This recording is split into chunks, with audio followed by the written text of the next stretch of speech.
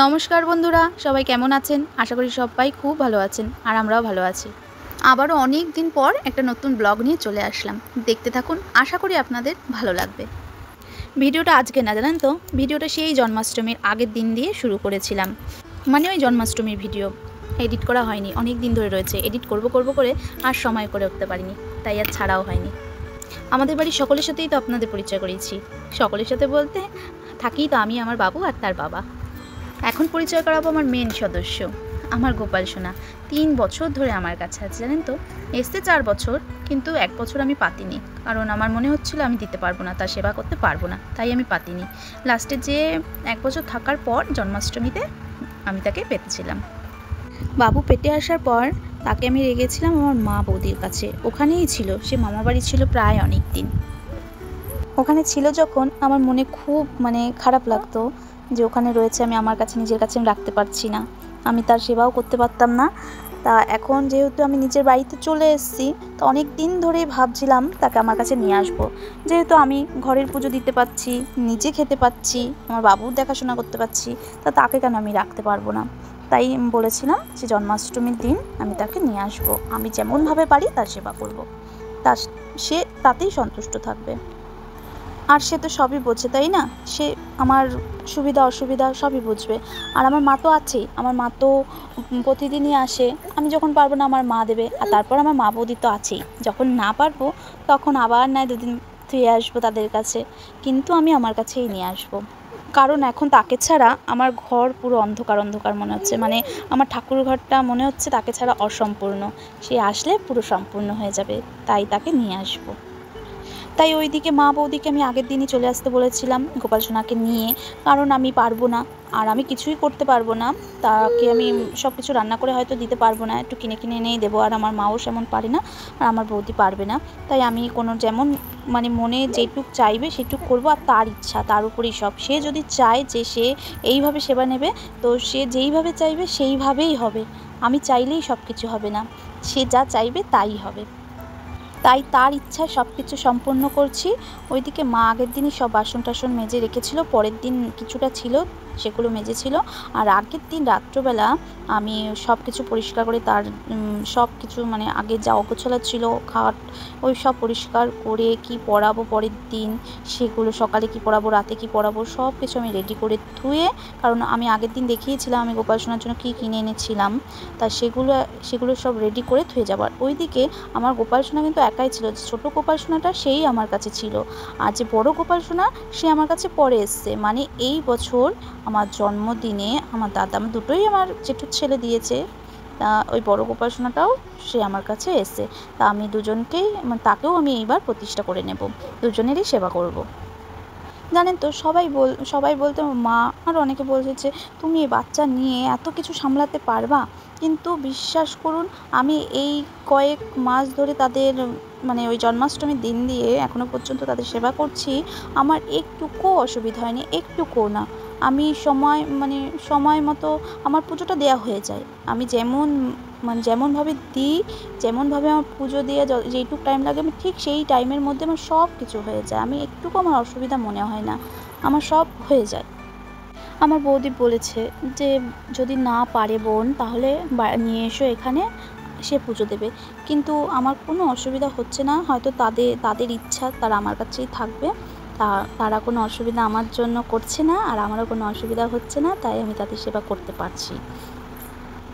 এইদিকে আমি সকালবেলা উঠে স্নান টান করে বাসি কাজ সেরে বাসি কাজ মাই করেছে মা বৌদি, এদিকে আমি রেডি হয়ে ওপরে চলে এসেছি, বাবুকে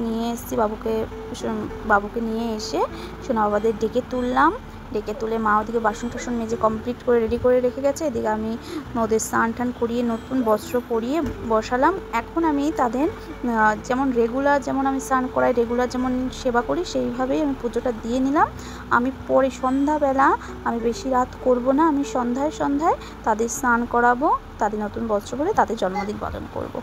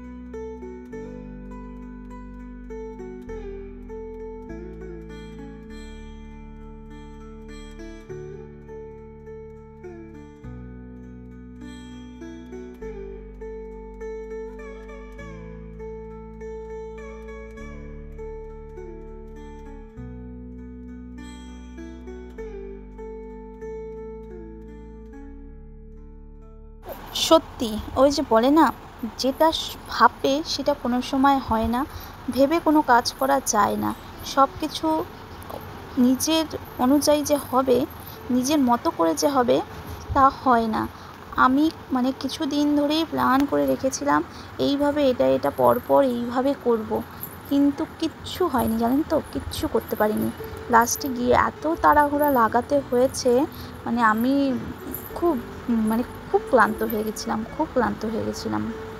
কিছুই করব না ভেবেছিলাম, কিছুই করব না, নর্মাল শুধু ঠাকুরের সামনে কিছু করে দেব এই ভেবেছিলাম। কিন্তু আমার বাবু ঠাকুমা বললো যে না, কিছু করো, কিছু করে দাও।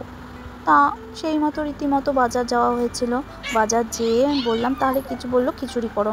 খিচুড়ি করা আমার দিক দিয়ে এখন সম্ভব হবে। ভেবেছিলাম লুচি আর সুজি করে দেবো ঠাকুরকে, আর বাকি সব তালের বড়া যাই হোক সব কিনে নিয়ে এসে দেবো, মিষ্টান্ন যা হয় কিনে এনে দেবো।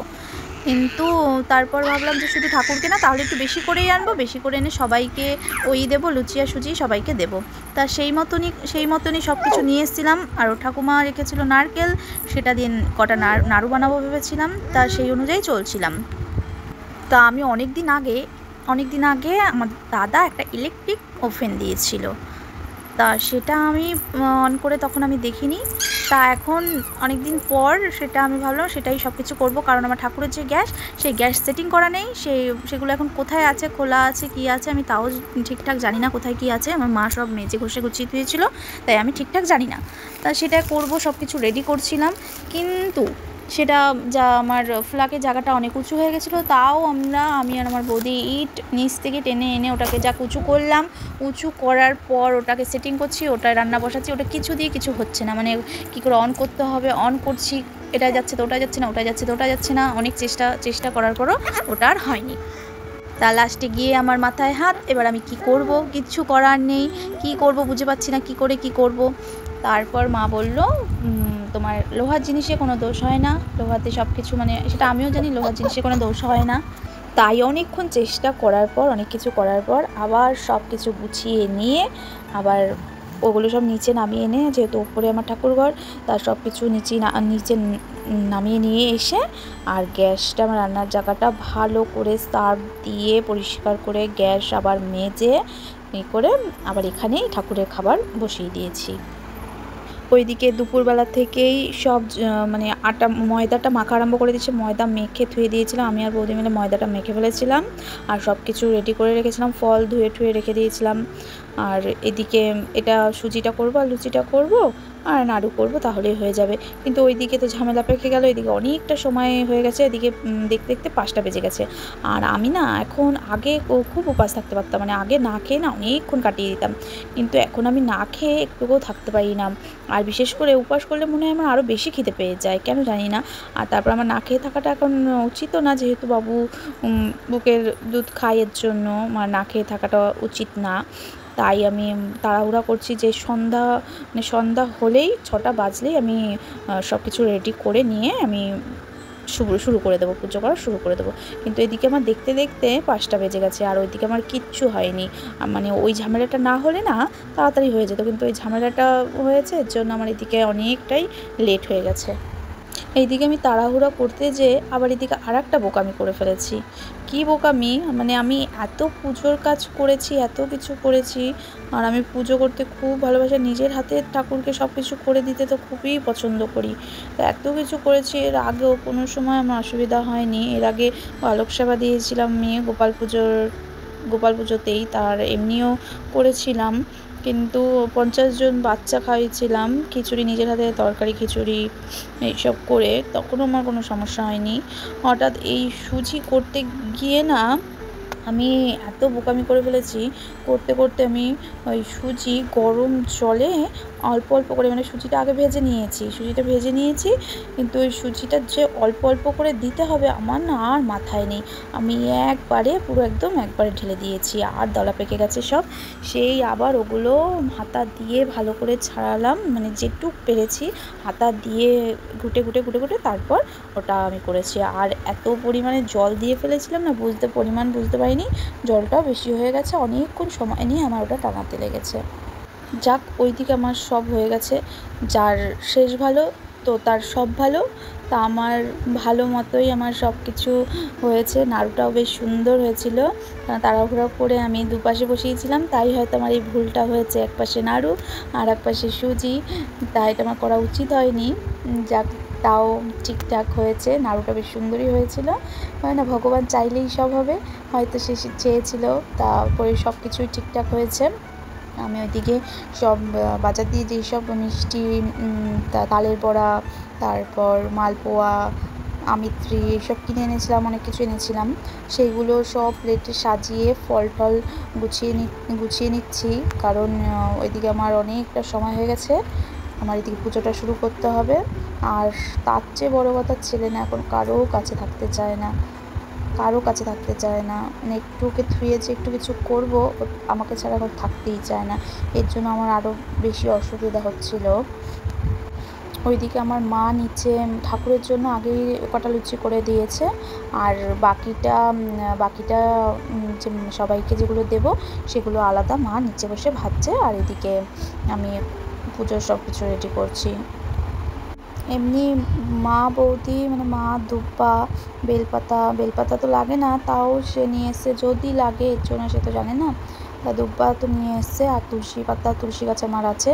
তা আমি তুলসী পাতা তুলে রেখেছিলাম আগে থাকতেই, সব কিছু রেডি করে তুলসী পাতা তুলে রেখেছিলাম, কিন্তু আমি গুনিনি। 108টা তুলসী পাতা লাগে, মানে 108টা তুলসী পাতা দিয়ে 108 বার স্নান করাতে হয় ঘটিতে করে জল নিয়ে, কিন্তু এখন তো তা সম্ভব না। তা আমি সেটা করব না, ওই অতক্ষণ বসে, এর আগে করতাম না তো, 2 বছর করেছি। প্রথম বছর তো আমি ব্রাহ্মণ দিয়ে করেছিলাম, সেই সব করেছে, আমি সব রেডি করে দিয়েছিলাম, সেই করেছে। কিন্তু এই বছর আর আমি তা করব না। আমি একবারে জলের মধ্যেই, মানে দুধ, গঙ্গার জল, ঘি, মধু, তারপর একটু সামান্য চিনি, সব কিছু দিয়ে ওই জলটা বানিয়ে ওর মধ্যে আমি তুলসী পাতা 108টা তুলসী পাতা দিয়ে আমি দুজনকে একসাথে, সে যেই কয়বারই হয় আমি একবারে ওইভাবেই স্নানটা করিয়ে নেব। কারণ ওই 108 বার হয়তো করা হবে না, এর জন্য আমি এইভাবেই করে নেব। সব কিছু ভালো লাগে জানেন তো, সব করতে ভালো লাগে, পুজো, উপাস থাকা, আর ঠাকুরের কাজ করা তো ভাগ্যের ব্যাপার, এগুলো সে চাইলেই হয়, তাছাড়া হয় না। কিন্তু উপাসে আমি এখন বলে না, উপাস থাকার পর না শেষের দিকে যে এত ক্লান্ত লাগে, তা আর ভালো লাগে না। আমার আর তারপর ছেলে এমন ঘ্যান করছে, তো দেখুন ছেলে বৌদি কিন্তু আমার পাশাপাশি ওকে নিয়ে ঘুরে বেড়াচ্ছে, আর মনে হচ্ছে আরও বেশি অস্বস্তি লাগছে, ভালো লাগছে না। ভিডিওটি অনেক বড় হয়ে গেল, আমি আর বেশি টানবো না, আজকে এই পর্যন্তই। আপনারা সকলে ভালো থাকবেন, সুস্থ থাকবেন, সাবধানে থাকবেন, আর আমার ভিডিওটি কেমন লাগলো অবশ্যই কমেন্টে জানাবেন। আজকে এই পর্যন্তই, আবার দেখা হবে খুব শীঘ্রই।